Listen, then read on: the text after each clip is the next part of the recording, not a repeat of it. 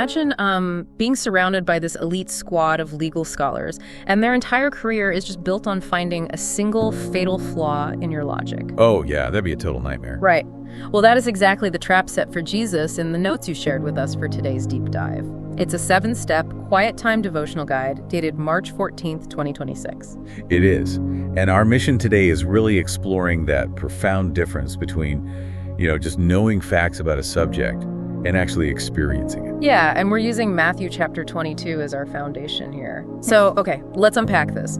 The Pharisees, who were basically the ultimate religious lawyers of the day, they try to corner Jesus with this massive theological pop quiz. Right, they demand he identify the greatest commandment. Which is, quite the setup. It's the ultimate test of academic pride, really. They want him to trip over the nuances of, hundreds of ancient laws. But he doesn't take the bait. No, Jesus doesn't play their game at all.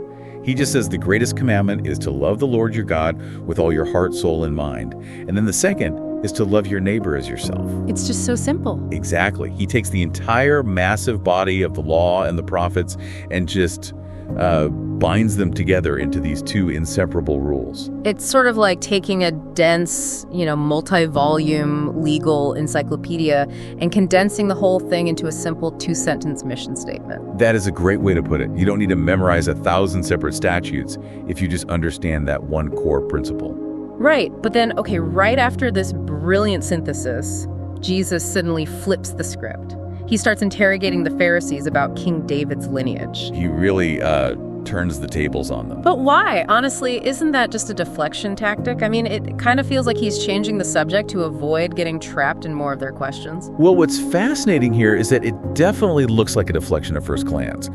But he's actually using their own expertise to expose this massive blind spot they have. Oh, wait, really? How so? So Jesus asks them, whose son is the Christ? And they give the standard, technically correct academic answer, which is the son of David.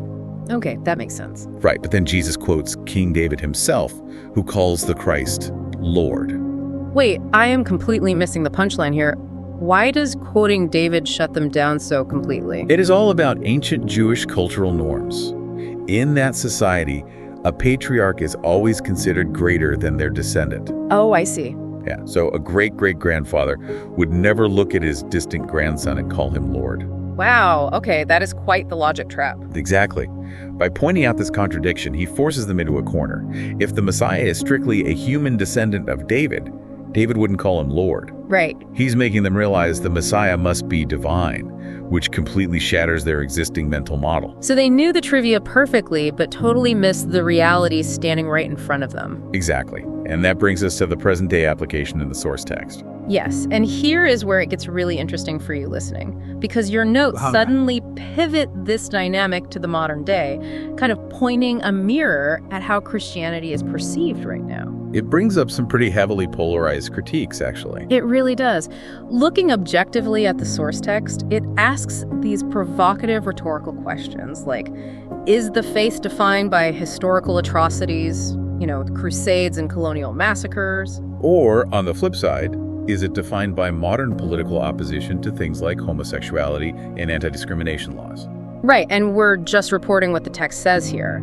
The author's goal in highlighting these highly charged external issues isn't to take a political stance at all. No, the text is basically trying to strip away all that cultural baggage. Exactly. The argument the source is making is that true faith isn't about winning these external controversies or, like we said earlier, having the most academic pride. It is supposed to be a personal relationship. If we connect this to the bigger picture, it is a fascinating psychological trap the text is warning you about. It is so easy to treat a quiet time devotional like a daily academic checkbox. You just conquer the text and get the historical trivia right. Right, but you completely insulate yourself from actually being changed by it.